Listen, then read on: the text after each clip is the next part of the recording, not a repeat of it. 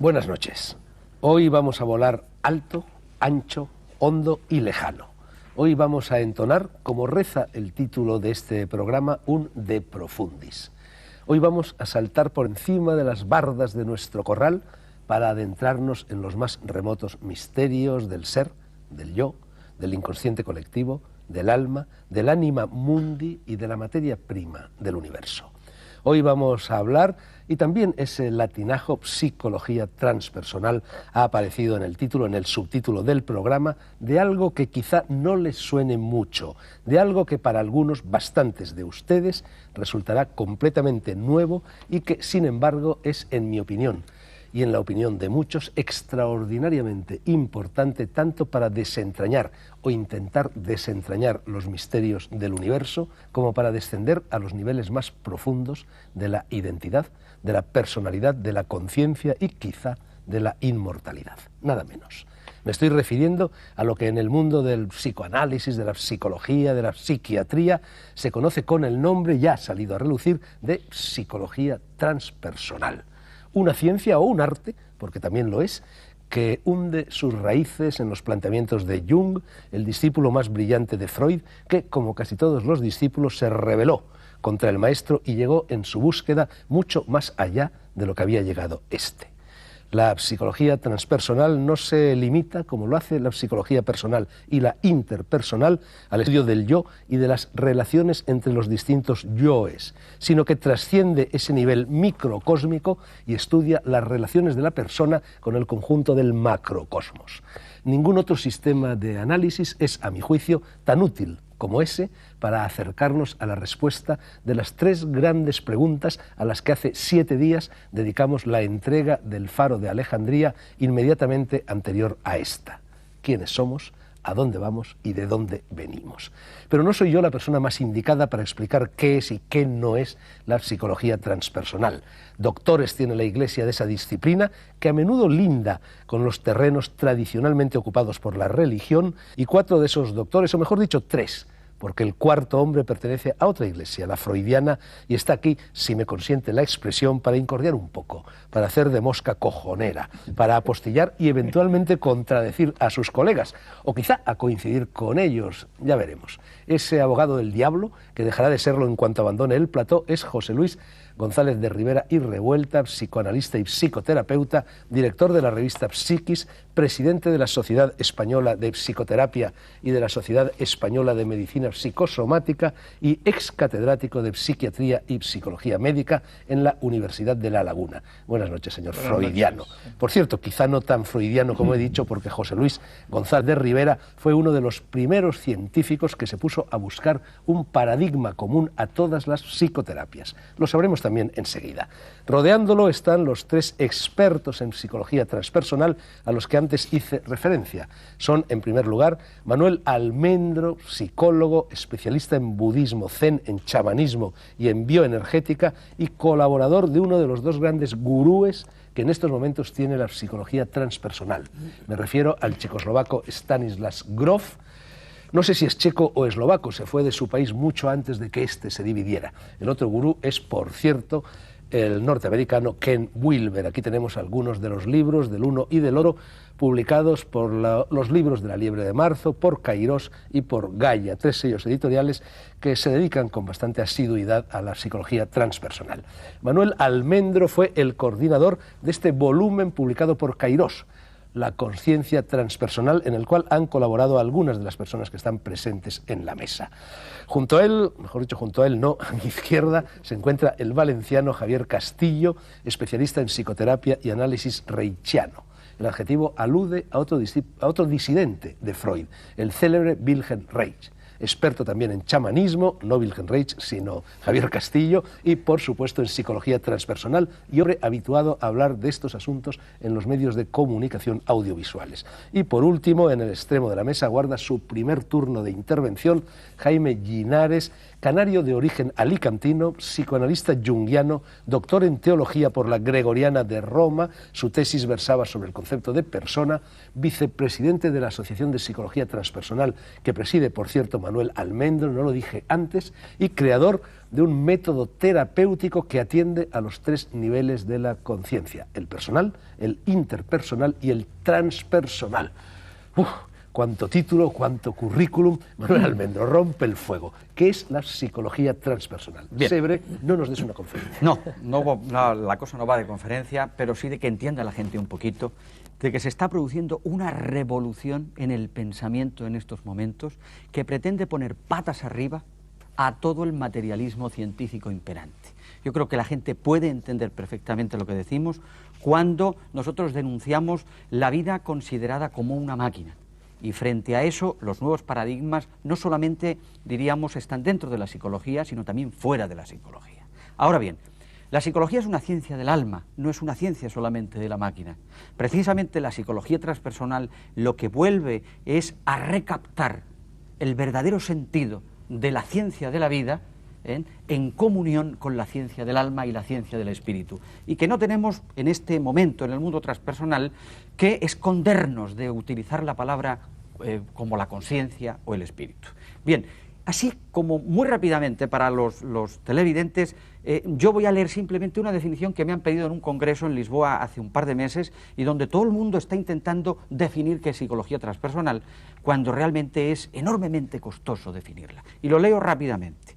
Y yo les dije estas 4 frases. Es una disciplina que investiga el acceso a la conciencia a fin de percibir y armonizar desde ahí las sensaciones, los sentimientos, los pensamientos, de cara a realizar las más altas potencialidades del ser.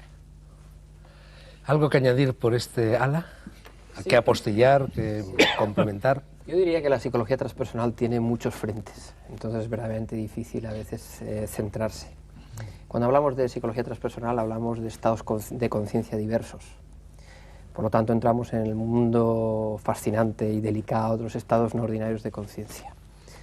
Hablamos de integración, de una disciplina que pretende hacer ciencia e integrar lo que la psicología de estos últimos tiempos nos ha aportado. Hablamos de una ciencia que pretende o intenta que el ser humano vuelva a reencontrarse con su alma. Y cuando yo hablo de alma, lo hablo en el sentido que lo dirían algunos poetas románticos ingleses como Blake, identificando alma con interiorismo, interioridad, quizás sería más correcto. Interioridad, con ese espacio interno que en un momento determinado se puede convertir realmente en un guía.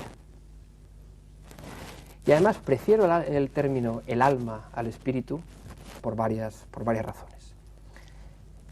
Primera, porque el término el alma, que sería quizá más correcto hablar de la alma, porque es algo femenino, el ánima, es algo mucho más polivalente que el espíritu. Incluso yo diría que el alma es politeísta, nos vuelve un poco, o nos entronca con las raíces de la mitología, con los dioses que en definitiva están en nosotros y que hablan en diversos espacios, a través de los sueños, a través del cuerpo. Y de alguna manera nos facilita una posición menos evolutiva, como sería el espíritu, menos jerárquica, menos de bueno y malo, donde de alguna manera la integración es mucho más factible. Yo añadiría, si me permiten, la psicología transpersonal, no solamente la psicología, sino lo que significa el movimiento transpersonal, porque lógicamente lo transpersonal va mucho más allá de las fronteras de la psicología científica y se puede hablar de política transpersonal, un modo transpersonal de enfocar, por ejemplo, la política. Yo diría que lo más importante, por lo menos a mí eso me parece que es lo más importante, porque estamos hablando lógicamente de un terreno, pues, en fin, complejo y que hay que andar pues con tiento. Y siguiendo con lo que ahora Javier Castillo decía, la alma es un principio de unidad y pluralidad a la vez. Y entonces la psicología transpersonal o lo transpersonal tiene muchísimo que ver con la conjunción de estos dos polos de la paradoja, la unidad por un lado, la pluralidad por otro, y poder adquirir una conciencia unitaria en contra de una conciencia fraccionada. Podemos imaginar lo que podría suceder en el mundo si desde el punto de vista pítico el político, el gobernante adquiriera una conciencia de unidad y abandonara la conciencia fraccionada con la que gobierna, o el médico abandonara la conciencia fraccionada, la conciencia localista, la conciencia exclusivamente parcial, ¿no?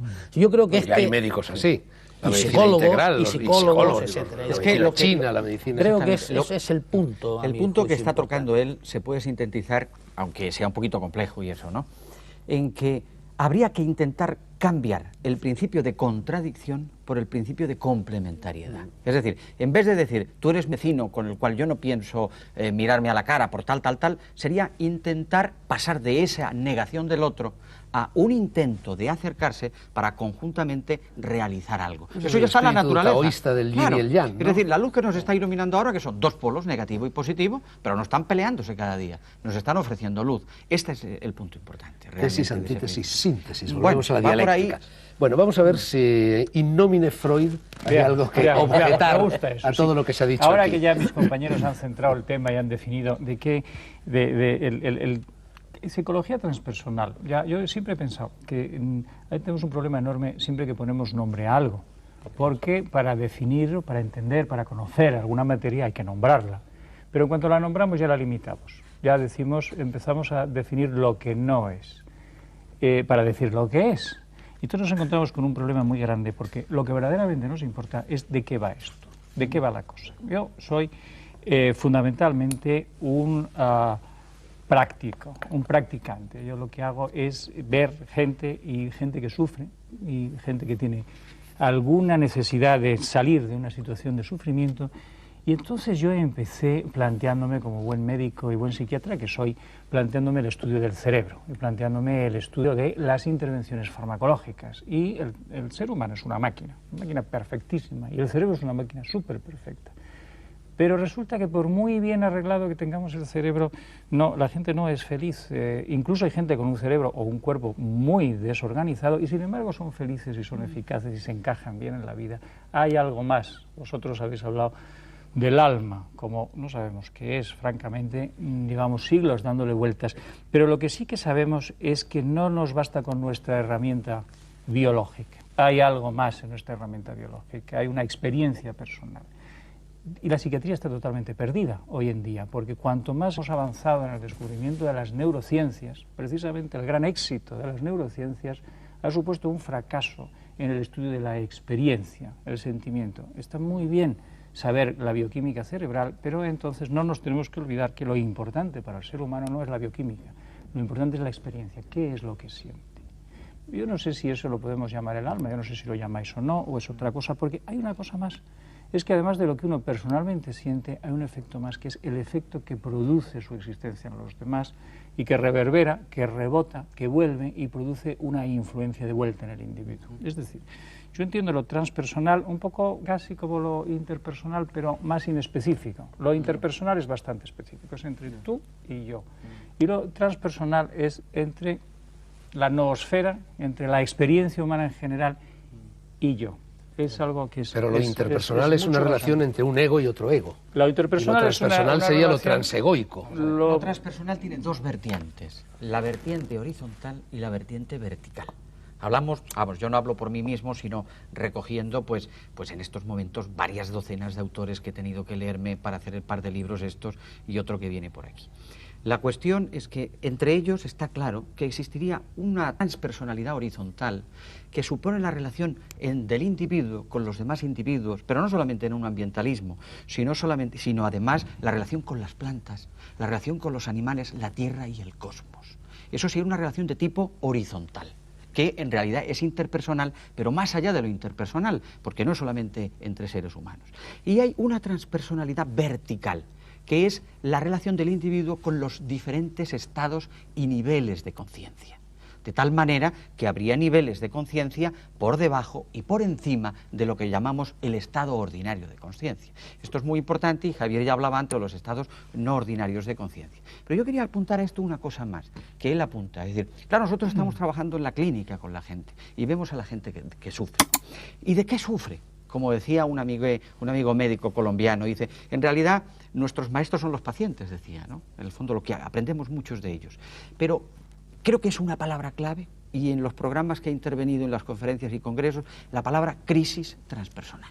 Es decir, la crisis de la persona que en este momento nos puede estar viendo y que sufre porque de alguna manera ya no se adapta al tipo de vida que dicen que tiene que adaptarse para ser oficialmente feliz. Hay una crisis transpersonal en estos momentos. Y está puesto porque ahí esgrime ya el libro aquí Fernando para hablar de la tormentosa búsqueda del ser. Que habla mucho de estas cosas de las que tú estás hablando, ¿no? Exactamente. De las situaciones de emergencia espiritual. Exactamente. Las emergencias transpersonales, porque hay gente que ya no se adapta al mundo del consumo. Consumiendo ya no son felices, por mucho Corte Inglés y todos los hipermercados estos que nos están metiendo por todas partes y comulgar con las tarjetas de crédito. Esto se acaba para ciertas personas y entran en una crisis. Y hay un problema muy grave, que estas personas a veces van al psicólogo y al psiquiatra oficial y aparecen como enfermos, y no son enfermos por el hecho de que estén sufriendo y no se adapten. No se adaptan a la vida social no porque sean enfermos, sino quizás porque están demasiado cuerdos. Y yo quiero plantear sobre la mesa esto. Sí. Yo también quisiera decir algo en relación a lo que lo has comentado. Y pienso que es una suerte que las 4 personas que estamos en la mesa, iba a decir redonda. No es redonda, no es redonda, pero es caprichosa y surrealista, pero en fin. Puede ser de idea redonda. Que estamos en la mesa, nos dedicamos a la clínica. O sea, todos trabajamos desde un punto de vista pragmático, totalmente, en nuestras diversas vertientes. Y yo diría que la psicología transpersonal, para mí uno de los elementos fundamentales, como decía al principio de mi intervención, es la integración. En ningún momento se deja a un lado lo que sería la psicología personal. Estás trabajando con una persona que tiene un cuadro básicamente psicótico, una estructura psicótica, y lógicamente trabajas organizando su yo. No lo pones en contacto con ninguna situación especial, ni facilitas el camino para que se produzca una oclusión a otros niveles. O sea que hay un proceso de integración, hay un proceso riguroso de trabajo. Es verdad que los mapas que se elaboran son mapas aún relativos. Tenemos a Wilber como uno de los pioneros en el trabajo con los mapas. Hay otros, como podría ser el de Warburg. Y vamos, pero lo cierto es que se trabaja con cautela y desde la pragmática. Pero para volver a situar el tema y ir un poco al suelo, poner los pies en tierra, yo retomaría la presentación de Fernando cuando ha hablado de Jung.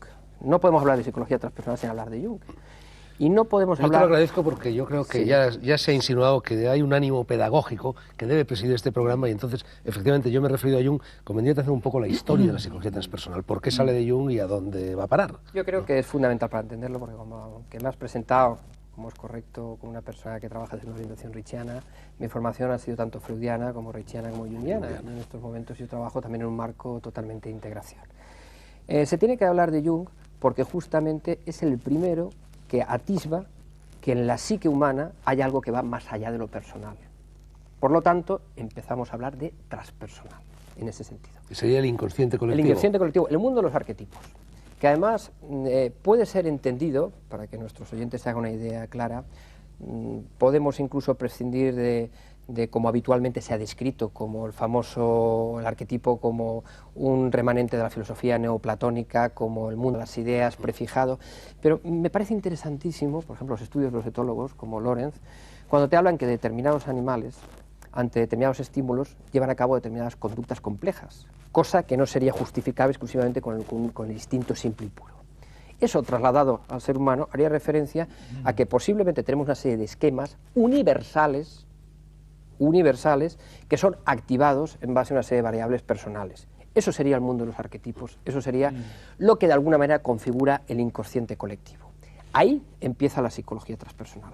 Lógicamente hay un desarrollo, la importancia de volver al cuerpo, el trabajo de Reich, todo en la profundización en técnicas que vienen de otras culturas, la cultura chamánica, la filosofía oriental, etcétera, etcétera. Pero para ser rigurosos, tenemos que empezar a situar el tema. Todos estos nuevos paradigmas que estás mencionando yo creo que son muy importantes para entender lo que es la psicología transpersonal, el orientalismo, el esoterismo, todas esas cosas que pululan en ese cajón desastre que se llama Nueva Era. Y me decía Fernando Díez, que es uno de los miembros de la redacción de este programa, que os preguntara si no creéis vosotros que, en definitiva, todo lo que dice la psicología transpersonal está ya dicho en el yoga y concretamente en el yoga de Patanjali, donde hay 10 niveles de conciencia transpersonal pues perfectamente configurados. ¿Qué te voy a decir? Volviendo a lo al estudio de la experiencia. El estudio de la experiencia, los yogas y toda la filosofía y toda la oriental realmente son un estudio profundo del funcionamiento de la mente, un estudio práctico. Es gente que estudiaba en directo el funcionamiento de la mente, empezando por su propia mente, y empezaban a estudiar su experiencia íntima, su experiencia psicológica. Y además es muy curioso cómo elaboran una cuantificación, son los 17 estados de no sé qué, es en todos los yoga de Patanjali y en todos los demás estudios de tipo budista sobre meditación, sobre estados de conciencia, una cosa que llama la atención, igual que en Santa Teresa, que probablemente también lo hizo por su cuenta, igual que otros místicos orientales de tipo sufí, una cosa que llama la atención es la belleza descriptiva en la que nosotros nos pensamos. Uno puede leer una obra sobre estados de conciencia y pensar que es una obra mística, filosófica, retórica. Realmente yo tengo la impresión que son descripciones detalladas de un paisaje, de una vida interior, de un paisaje interno, del paisaje que uno descubre cuando presta atención a su propia experiencia. Entonces, si pensamos que vamos a describir una experiencia interna de un ser humano, todos los seres humanos somos muy parecidos, estamos construidos de una forma muy similar, aunque cada uno es una experiencia única. Pero todos los seres humanos que investiguen o que observen el paisaje interno van a llegar más o menos a describir cosas parecidas. Si uno ve las descripciones de Grof con las de Lilly, el que estudiaba los delfines y que hizo el primer estudio sobre el mapa interno en estado de LSD. La cápsula extrasensorial. El que inventó la cápsula, exactamente, la de deprivación sensorial.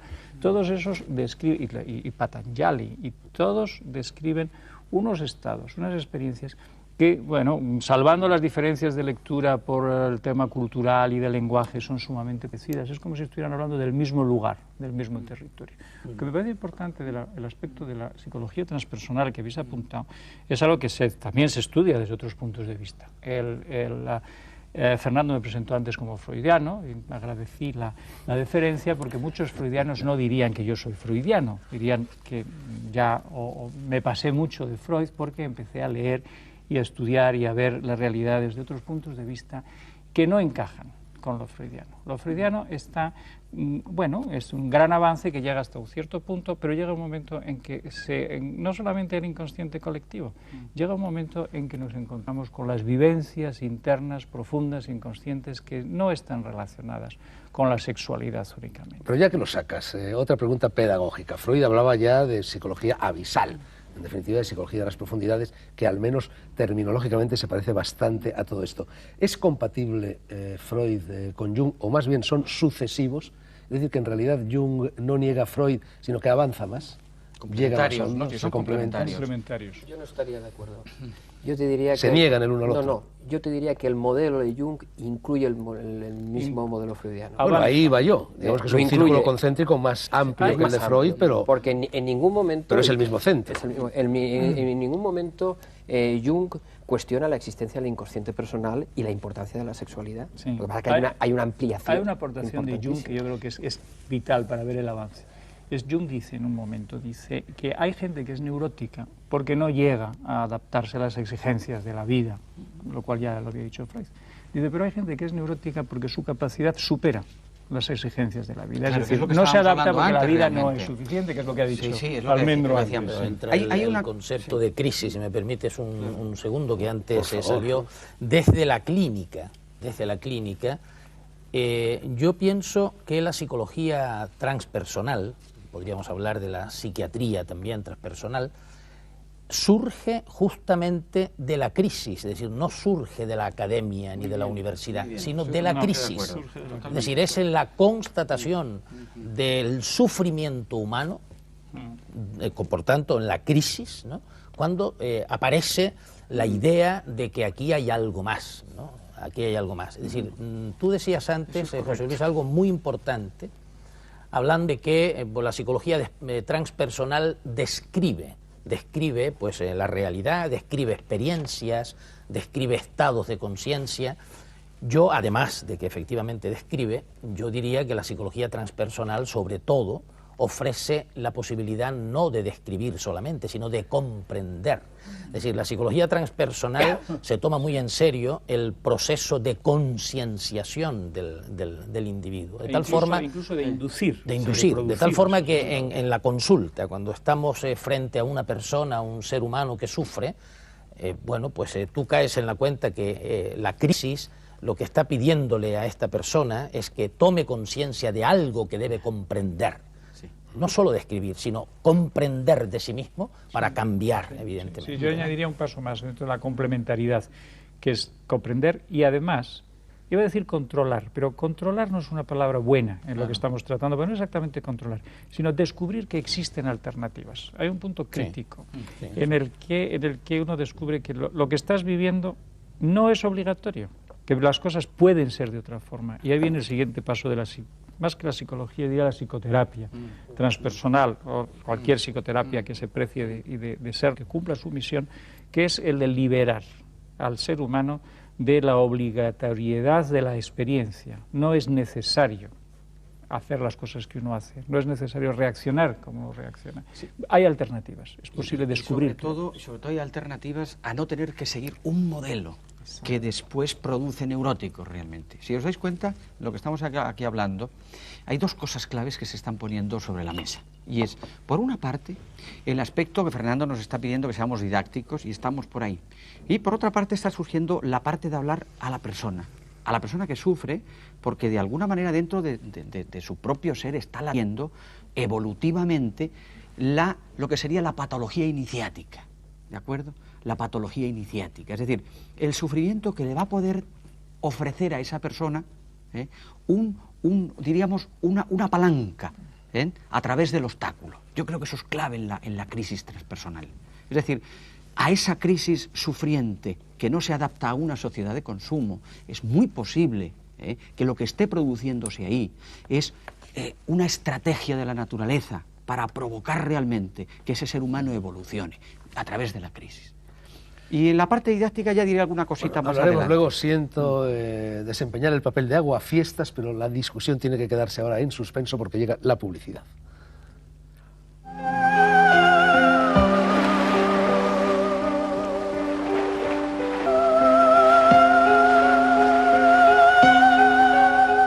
Seguimos a vueltas con la psicología transpersonal en el Faro de Alejandría.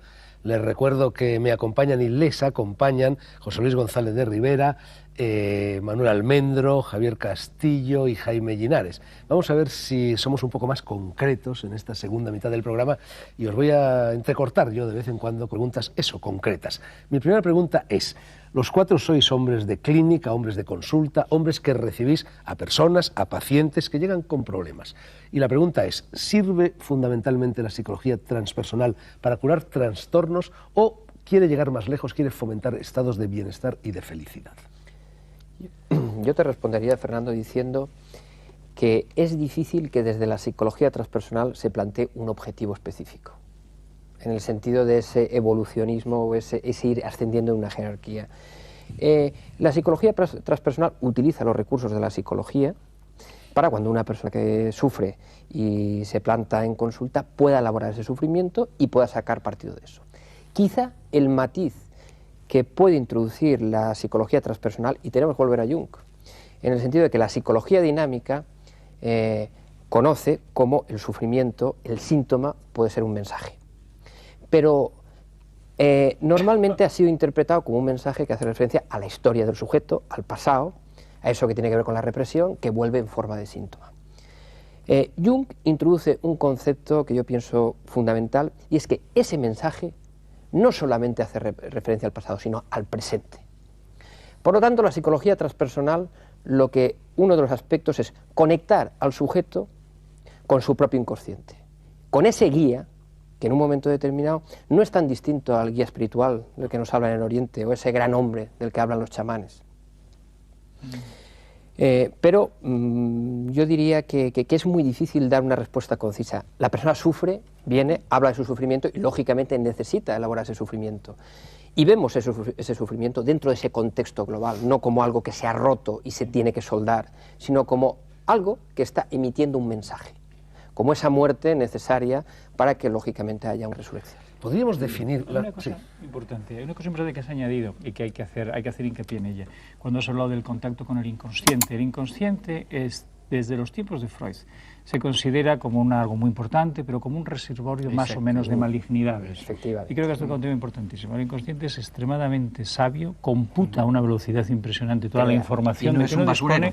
Y tiene mucha información y muchas capacidades que son muy útiles incluso para la vida práctica, sencilla y pedestre. O sea, incluso para una cosa que aliviar los síntomas es fundamental. Tú antes nos has preguntado pienso que lo primero es aliviar los síntomas, pero que es lo único, ni es lo más importante, por la sencilla razón de que mucha gente con que les alivien los síntomas no están bien. Hay un síntoma mucho más profundo y mucho más grave, que es la insatisfacción general y la inconexión, la incompletud.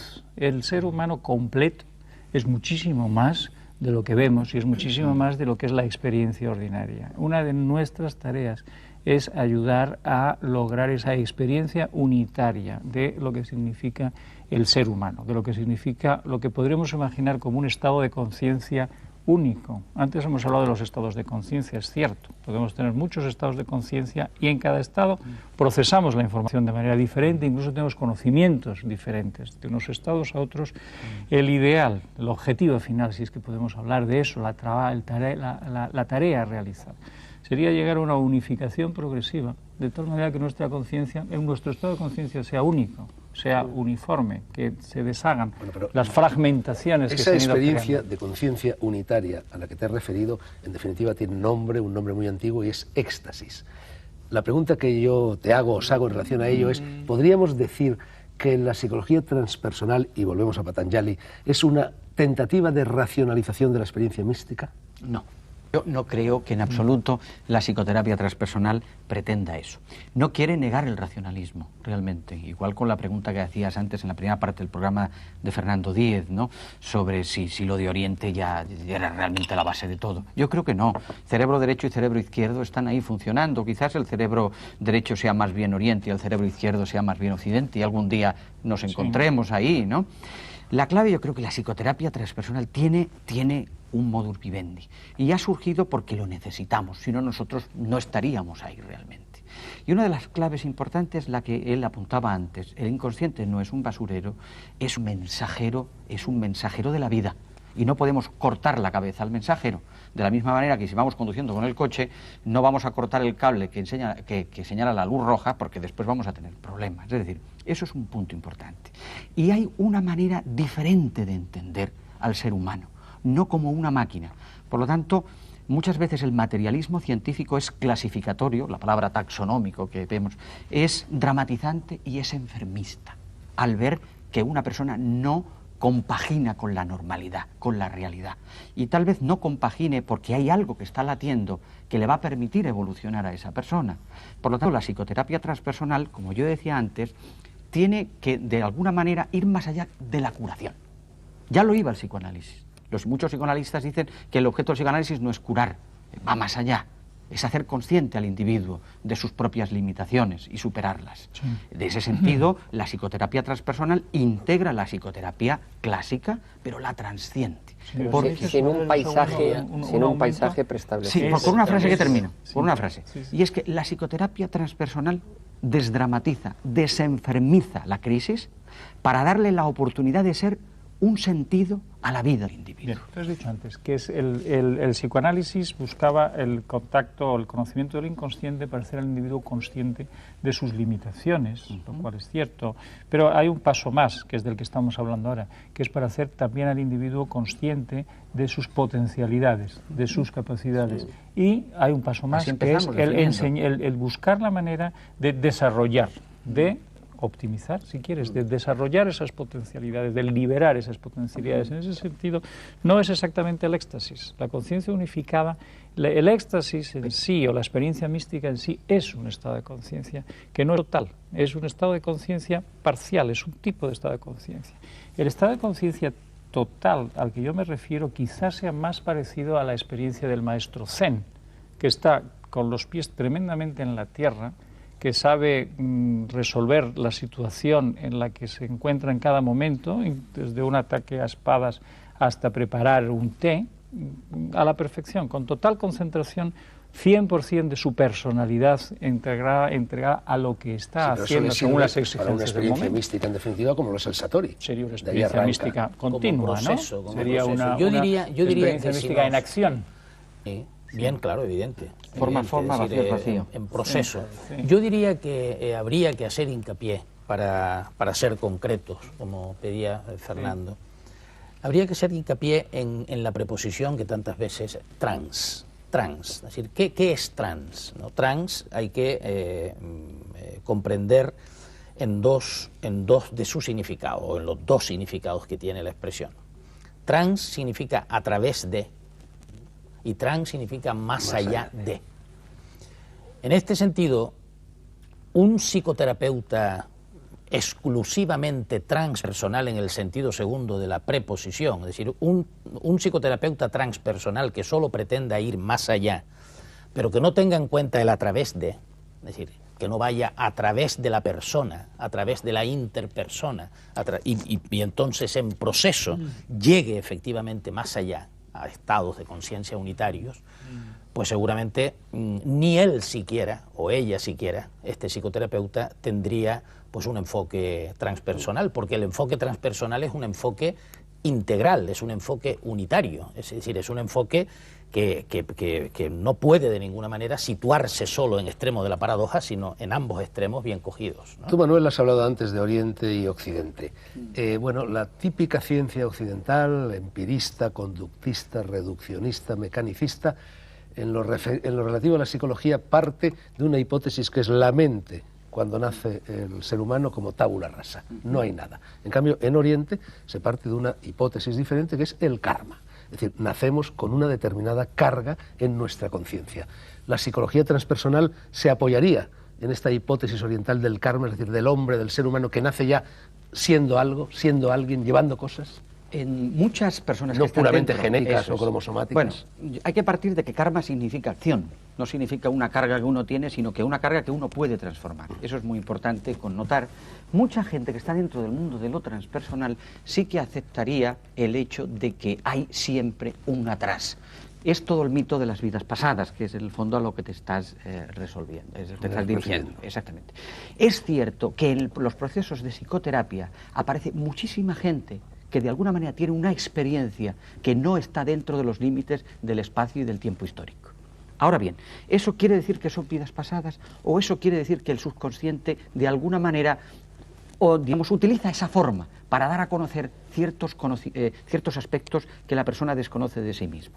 Yo creo que en ese, diríamos, yo no podría decir sí que existen vidas pasadas, sobre todo porque últimamente está habiendo lo que podríamos decir un abuso de todos estos procesos de vidas pasadas, y se le está diciendo vida pasada a cualquier cosa. Pero, en fin, yo tengo que ser honesto y decir que el propio Stanislav Grof es una persona que cree profundamente de que efectivamente existen vidas pasadas en las personas. Y yo tengo personas en los procesos que han aparecido en mi consulta que para mí realmente yo diría que esas personas han tenido experiencias de vidas pasadas. Pero hay veces que me sonroja el hecho de ver cómo se está abusando de un tema tan sagrado, tan... Bueno, los charlatanes ya sabemos que los hay en todas partes. Ahí está el punto. Pero es decir, yo creo que sin recurrir a la hipótesis de las vidas pasadas, simplemente el inconsciente colectivo también presupone que cuando nacemos traemos algo, que no forzosamente son vidas pasadas, sino vidas de otros seres que no tienen nada que ver con nosotros, que nos precedieron, ¿no? Y además el inconsciente siempre está fuera del espacio y del tiempo. Las coordenadas que nosotros utilizamos no son válidas para el inconsciente.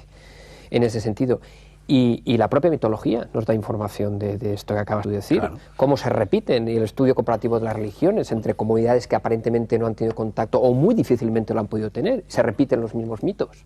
Sí. Pero, es que ya no es solo el inconsciente colectivo, es decir, si tú te das cuenta, en todas las tradiciones existe una dualidad. Por ejemplo, en la India tenemos Prakriti, Purusha, tenemos el Yang y el Yin, tenemos la materia y el espíritu. En el chamanismo tenemos el tonal y el nahual. Siempre han estado las dos dimensiones. Sí. Es decir, la dimensión que está en el espacio, el tiempo y la materia, y la dimensión que está más allá del tiempo y el espacio y la materia. Sí, pero hay personas que a eso le llaman inconsciente y hay otras personas que le llaman más allá. Bueno, pero las palabras, llega un momento en que los mapas son los mapas y los territorios son los territorios. Pero de alguna manera yo creo que en ese sentido se ha de seguir teniendo los pies muy en tierra, muy en tierra. Sí que pienso que podemos hacer traducciones, aunque las traducciones siempre son relativas. Pero todo ese universo mitológico de lo que nos hablan, todo este tipo de traducciones, de tradiciones, eso es un universo que hace referencia a la imaginación. Lo que pasa es que la imaginación tiene un estatus. La imaginación podemos ubicarla en estatus de realidad. Es una de las realidades. Sí. Pero de ahí un poco a inferir la existencia de un plano real con habitantes distintos o otra vida pasada es un salto que se puede dar, no se puede dar, pero yo creo que hay que llevar muchísimo tiempo en ello. Sigamos la búsqueda de la concreción. Me gustaría que os refirierais a la experiencia chamánica. En tu caso es importante, tú has estado con los Yanomamis, has estado con los Pianoas, en el tuyo también, Manuel, has estado en la Sierra Mazateca de México y creo que incluso allí te llamaban Manolín Nahuatl, ¿no? Nahuatl. Eso me lo llama Javier Castillo, que me lo encontré un día por allí. Yo estoy llevo 20 años. Me bautizó con el nombre de Perkins, no estaba yo más delgado. Bueno, ¿qué tiene que ver el chamanismo con todo? El chamanismo, si se encuentra un buen chamán, es encontrar realmente una de las claves de la vida.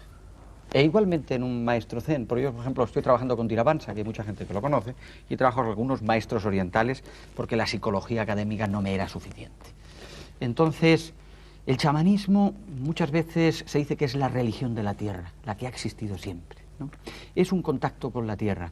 El chamanismo, de alguna manera, es reencontrar al individuo con el sentido de la vida, diríamos, en la dirección de que, de alguna manera, nosotros aquí tenemos algo que hacer en esta vida.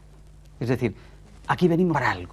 Es intentar resolver el misterio de la propia presencia desde la selva, en conexión con los espíritus de las selvas, como ellos trabajan, ¿no? Yo no quisiera extenderme, pero diría una cosita. Hace poco tiempo, un par de meses que estaba en el Amazonas, yo trabajo también con los shipibos y los conibos, los xaxenincas, y yo le preguntaba a un buen curandero, allí se les llaman curandero, que es un chamán, y yo le preguntaba, oye, ¿qué es esto realmente? Y dice, el viaje nuestro es un día encontrarte con la fuerza. Cuando ya un día te encuentras con la fuerza, dice, ya no hay libertad. Ya estás ahí al servicio de la fuerza. Pero al mismo tiempo decía, y estoy totalmente seguro que cualquier ser humano que pudiera tener algún día el contacto con esta fuerza, con la fuerza, como él le llama, dice, estoy totalmente seguro que no habría ni un solo ser humano que realmente se negara, ¿no?, a tener ese tipo de experiencia. ¿Y qué es esa fuerza? ¿Tiene algo que ver con lo que Freud llamaba líbido? No. ¿Tiene algo que ver con lo que en la India se llama kundalini? ¿O lo de la guerra de las galaxias? Sí, tiene que ver. Bueno, curiosamente yo te digo, mucha gente de los americanos, los gringos que están haciendo películas, han bajado al Amazonas, eso está clarísimo, han tenido muchas experiencias con LSD y por eso están haciendo ciertas películas. Estoy totalmente convencido y de hecho, por ejemplo, Cristina Groff participó en Tormenta de Cerebro, en aquella famosa película y tal, La mujer de Groff, ¿no? Es decir, hombre, hay que ir un poquito más allá de la guerra de las galaxias y de Hollywood, ¿no? Pero ¿cómo se va más allá? Pues teniendo la experiencia, como decíamos antes. Leyendo libros está muy bien, viendo programas de televisión está muy bien, pero si uno no recorre el territorio, no podrá saber realmente. Y yo termino con esto, ¿no? El mundo chamánico es curioso cuando hablan del otro lado, ¿no? Y el otro, también, unos meses atrás, a la hija del chamán, yo le comentaba, obviamente con nosotros que vamos a ir esta noche a trabajar con don Patricio y tal y cual, y me decía ella, no, yo no voy. Dice, me da tanto miedo el otro lado, es el otro lado, ¿no? Y a decir una cosa, ¿no?, romper una lanza, se puede decir, en el mundo chamánico. Hay veces que nosotros que venimos de este espíritu científico, que lo sabemos todo, que tenemos tantos títulos, si supiéramos cómo realmente han trabajado los chamanes, cómo ellos trabajaban y después de hacer su trabajo con los hongos, con la ayahuasca, cómo ellos se pasaban días desmenuzando realmente hasta dónde había llegado uno, qué había descubierto el otro, es decir, milímetro a milímetro, tenían un mapa de lo que era el otro lado. Esta mención del otro lado, Manuel, me da pie para haceros una pregunta estrictamente personal. A mí he llevado a cabo mis experiencias, mis investigaciones, como sabéis, en esa búsqueda del otro lado. A veces he creído estar en el otro lado, he creído entrever el otro lado, he estado en contacto con el otro lado, y para mí eso siempre ha sido extremadamente placentero, extremadamente feliz, y en ningún momento he tenido ese miedo al que tú te estás refiriendo. Sin embargo, cuando yo he trasladado o intentado trasladar ese tipo de experiencias a otras personas, muchas veces estas personas, bien a priori, bien a posteriori de la experiencia, me han dicho que estaban asustadas. ¿Por qué hay gente que tiene miedo de eso, que en cambio para mí es un estado de extrema dicha? Yo te diría lo siguiente, Fernando, yo he de reconocer que he tenido miedo. Ya he pasado, el primer enemigo del hombre de conocimiento, según Carlos Castaneda y Don Juan. Bueno, lo que pasa es que el miedo puede ser un aliado, claro. y a veces hay que escucharlo. Había que escucharlo. El miedo es un límite siempre que no se pase de la raya. Bueno, yo las experiencias que he tenido en la Amazonía, tanto con los chamanes Yanomami como los Piaro, han sido experiencias realmente importantes. Yo creo que han implicado que se van a cambios realmente interesantes en mi vida, pero efectivamente son experiencias que tienen los dos puntos, en el sentido que pueden ser de extremo gozo y de extremo dolor. En el sentido que además justamente para este tipo de culturas, para su mitología, es muy difícil entender una cosa sin la otra. De hecho, el chamán Yanomami, para realmente ser chamán y ser hombre de conocimiento, previamente se interna en la selva, está aproximadamente 3 o 4 días sin comer, sin beber, yopándose, que es la sustancia psicoactiva que utilizan, la cual tuve posibilidades de tener, de experimentar en mi propio cuerpo, hasta que de alguna manera se sienten morir totalmente. Llegan a lo que ellos llaman el mundo inferior, se despedazan, los meten en una especie de cazuela, se cuecen y cuando salen de ahí se vuelven a montar y entonces son considerados hombres de conocimiento. Claro, lógicamente nosotros con nuestra mentalidad tenemos que hablar de mito, no podemos hablar de otra cosa. Hay veces que realmente el chamán muere porque no aguanta eso físicamente, realmente. Pero el chamán simbólicamente necesita morir para realmente ser un hombre de conocimiento, y eso siempre da miedo. Eso es tal cual lo que decía Krishnamurti cuando decía, haz lo que temes y el temor desaparecerá. Muere y desaparecerá el temor. Date cuenta, además, date cuenta que el arquetipo de la muerte y la resurrección es un arquetipo universal. Bueno, y el concepto de purificación, por ejemplo, que hay ahí debajo, ¿no? Bueno, la muerte del ego, en el fondo, está en las religiones de todos los tiempos, eso, ¿no? Forma parte, probablemente, pero vamos a ver, fundamental de la filosofía perenne, ¿no? Hay una cosa que decía Fernando. Yo no solamente llevo 20 años trabajando, sino que además me he llevado a psicólogos y psiquiatras a trabajar a México y al Amazonas. Y bueno, está muy bien, ¿verdad? Ver cómo realmente, pues aquello que te gusta a ti tanto, lo taurino, ¿no? A ver qué mano es diestra o izquierda, pues yo de toros entiendo poco. Bien, yo creo que cuando uno va al otro lado, uno lleva el bagaje de las cosas no resueltas que tiene. Y entonces allí, evidentemente, eso pesa. Y en segundo lugar, te voy a poner como ejemplo, hay un centro que se llama Taquihuasi, y recogen a los heroinómanos más perdidos de este mundo, en la zona de Tarapoto y Lima, donde los drogadictos viven en unas condiciones que son inimaginables ya para nosotros, en las desembocaduras de las aguas negras y demás. Esta gente de Taquihuasi se dedican a recoger a estos toxicómanos de pasta base. No sé si conocéis la pasta base de la heroína, es lo más sucio que pueda una persona inyectarse. Yo creo que es peor que inyectarse mostaza, ¿no? Entonces los recogen y trabajan con varios chamanes y 50 plantas, y entre ellas el ayahuasca. Cuando yo hablo con el doctor Mavid, que es el que lo lleva, y unos cuantos psicólogos que hay y varios chamanes, la gente entra en un miedo espantoso, porque entra en todo el submundo de la heroína, que es verdaderamente horripilante. Si habéis trabajado con heroinómanos y cuando te dan realmente el viaje, es un viaje al infierno, Y entonces estos entran en el infierno a trabajar con ellos, para resolver después realmente desde el infierno todo aquello de una manera simbólica que nosotros podemos transmitir, pero eso no es simbólico. Ahí no hay mitología, ahí hay realidad. Por lo tanto, sí que hay sufrimiento, porque se van a las zonas avisadas. Pero Manuel, pero siempre hay fantasía y siempre hay imaginación. No estoy de acuerdo, eso va mucho más allá de la fantasía y de la imaginación. No, pero la imaginación es algo muy real. Es que cometemos el gran error que cuando hablamos de... Otro nombre, no, pero no, la imaginación es un plano, como es el lenguaje lógico-racional. Pero eso va mucho más allá. A mí la palabra imaginación y cuando, se me queda corta. Bueno, yo creo que sin embargo es un término, y además un término fabuloso, y cuando en definitiva estamos hablando de construir el alma, estamos hablando de la imaginación y de devolverle al alma lo que es suyo. Una pregunta... Verás, yo, perdóname, lo de la imaginación, estaba pensando en lo que decís, es que la imaginación parece que es algo que uno construye, que uno fabrica más o menos queriendo, más o menos inconscientemente. Yo hablaba de otra imaginación. Sí, y es que yo creo que Manuel también y yo también, y tú también, cuando hablas de que en el más allá hay gente que tiene experiencias terroríficas, es algo que te viene. Hay como dos modos de pensar muy claramente diferentes. Uno es el modo habitual que tenemos, sabemos lo que decimos, sabemos a dónde vamos, estamos creando una idea. Y luego hay otro modo de pensar, que es el modo sorprendente, que se da en el otro lado y que se da en los estados profundos de conciencia y que se da en el curso de los procesos psicoterapéuticos, como los que hacemos nosotros, en el que se piensa de otra manera. Realmente no es que pienses, es que eres pensado. La experiencia te viene de algún sitio, del otro lado, de alguna parte, te viene la experiencia y lo más que puedes hacer. El mundo de los arquetipos. Lo más que puedes hacer es entenderla, es describirla, es observarla. Te encuentras como un viajero en un espacio. Bueno, si te gusta, yo he tenido experiencias terroríficas. Sí. Sin embargo, esas experiencias terroríficas inmediatamente después se han convertido siempre en consoladoras. Y yo más o menos... Lo has transformado porque lo has aguantado. Lo que pasa con la crisis es exactamente igual. La crisis es clínica, sin necesidad de irnos a una experiencia de tipo chamánico, salir de la propia casa de cada uno, o salir de la consulta.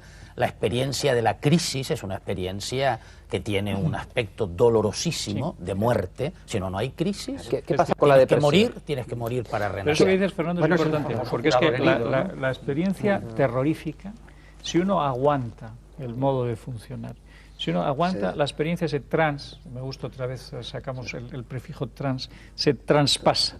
El terror se vence traspasando, yéndolo a través, no quedándose delante. Es que aparece Kali, podríamos decir desde el mundo hindú, aparecen las gárgolas, por ejemplo, del mundo cristiano. Aparece, lo que los llaman... Si tú le sostienes la cara a Kali, después llega... Sí, o te devora o te da el paso. Pero te da el paso. ¿No? Sí, es posible, pero no hay que ser tan mecánico. Pero el problema está que la vela, la pequeña luz de la conciencia es un bien muy preciado. Y no en todos esa llama está lo suficientemente encendida. Por lo tanto, el peligro de ser devorado es un peligro real. Yo quisiera poner una cosita aquí. Déjame antes que te haga una pregunta, os la hago a los cuatro. Yo un poco, bueno, el sistema que yo he utilizado siempre en ese tipo de experiencias para salir airoso de ellas ha sido obedecer eso que fue el lema del movimiento psicodélico americano, el de Timothy Leary, etcétera, que como sabéis se reducía de una forma un poco esquemática: turn on, tune in, drop out, decían ellos. Sí. Es decir, enchúfate, sintoniza y déjate ir. Si uno se deja ir, la experiencia terrorífica se torna consoladora. Si uno en cambio se aterroriza, frena, dice horror, horror, y quieres espantarla, es cuando te pegas el batacazo. Sí, esto tiene una traducción en la consulta, en la clínica, en el día a día de la psicología transpersonal. La resistencia efectivamente al cambio. La sombra, se puede decir. Y el encuentro, es decir, el resistirte al encuentro con tu propio cambio, el resistirte al encuentro con la propia sombra y la aceptación de la sombra, produce un incremento del dolor y del sufrimiento. Todo lo contrario de lo que se podría esperar. Lo que ocurre, Fernando, es que tú has podido acceder a esa experiencia, quizá algunos de nosotros hemos podido acceder a esa experiencia, porque tenemos un yo mínimamente organizado, que nos permite hacer una digestión mínimamente adecuada, aunque entremos en pánico, aunque haya miedo. Pero no todo el mundo tiene esas características. Todos hemos visto en consulta que personas, después de horas seguidas de meditación, han hecho un brote psicótico, o después de la ingesta de una sustancia psicotrópica, y eso es un hecho real, es un hecho real, y no es que la persona no se haya abandonado, sino que yo creo que es muy importante centrar el tema y decir que es fabuloso, hay que abandonarse, pero hace falta un yo mínimamente organizado. Si no, realmente uno se desborda, y volvemos otra vez a Jung, en el sentido de la importancia que le da la luz de la conciencia. Sin esa luz, el caos... Es que Jung dice una cosa muy importante, Y él dice, solo lo luminoso cura. O sea, la curación se produce con el encuentro de lo luminoso. Y lo que se hace en el proceso de psicoterapia, ya lo decía yo al principio cuando leía, es poder... luminoso. Lo luminoso. Subrayamos porque la gente siempre oye luminoso. Sí, lo luminoso. No se trata de la luz, sino del lumen. Lo luminoso. Es decir, y eso es muy importante. Ahí habla de todo el proceso de individuación. Hablando de la pregunta que tú decías, tú sabes que Grof, por ejemplo... Estamos ya fuera de tiempo. Ah, bueno, pues entonces yo lo que quería decirte, lo de, por ejemplo, Grof pasó estamos al otro lado. Estamos en el otro lado. Pues entonces estamos en la respiración holotrópica. Es decir, como Grof, él, a través de sus investigaciones, dice, bueno, vamos a buscar un método que la persona entre realmente en la caja negra. ¿Cómo? Él se instruye en toda la tradición, dice, con la respiración holotrópica. Pero Grof tiene que recurrir a ese método porque él había investigado siempre con el LSD. Exactamente. Llega a Estados Unidos, se le prohíbe. No, al principio no se le prohíbe. Al principio no, pero luego llega un momento en que se le prohíbe. Se le prohíbe. Y entonces dice, bueno, ¿qué hago yo? Exactamente. Y entonces descubre la respiración holotrópica. Explica lo que es entonces, la respiración holotrópica es un método poderoso que permite desbloquear absolutamente los procesos inconscientes de la persona. De tal manera que es mucho menos, podríamos decir, coactivo, que es un LSD que te lo tomas y desde luego el LSD está dentro y empuja. En la respiración dejas de respirar y modulas la experiencia. ¿Cómo es esa respiración? Sí, ¿Serías capaz de reproducirla aquí, aunque fuera una caricatura? No, se trata de ponerse acostado, entonces muy cómodo con una persona que te cuida, y entonces intentar abrir la boca al máximo, o bien a través de las fosas nasales, y hacer lo que se llama una hiperventilación, es decir, una respiración muy rápida, que podía decir... Ahora enchufan y me tienen la imagen para unos cuantos programas más. Pero la cuestión sería en que esa respiración, después de estar varias horas respirando a niveles parturientos casi prácticamente, llega un momento en que la mente no puede realmente controlar el proceso y la persona hace que entre en lo que sería el otro lado, los procesos. Un otro lado que desde luego para mí es la psicología de este milenio. Bueno, es curioso esto y ya con ello tenemos que terminar, pero es eso que tú has dicho, la respiración holotrópica, la hiperventilación, es justamente lo contrario de un sistema que conduce al mismo resultado y que es el que se utilizaba en las religiones tradicionales. El sistema de los mantras, el sistema de las letanías, el sistema de la repetición, por ejemplo, de un ora pro nobis, ora pro nobis, ora pro nobis, o amén, amén, amén, que es el aum. Y entonces, sí, pero es que ahí se produce hipoventilación, es decir, se va enrareciendo el oxígeno de la sangre porque se expira más de lo que se inspira y al cabo de 2, 3, 4, 5 horas se explicaciones. Hay planteado un tema, yo pienso, fundamental, importantísimo. Ahora que vamos a comenzar el programa. ¿Por qué? No, es verdad, porque de alguna manera ten en cuenta que este tipo de técnicas, como las técnicas richianas y neorrichianas que trabajan con el cuerpo, con la ventilación, con la apertura corporal, son técnicas extravertidas.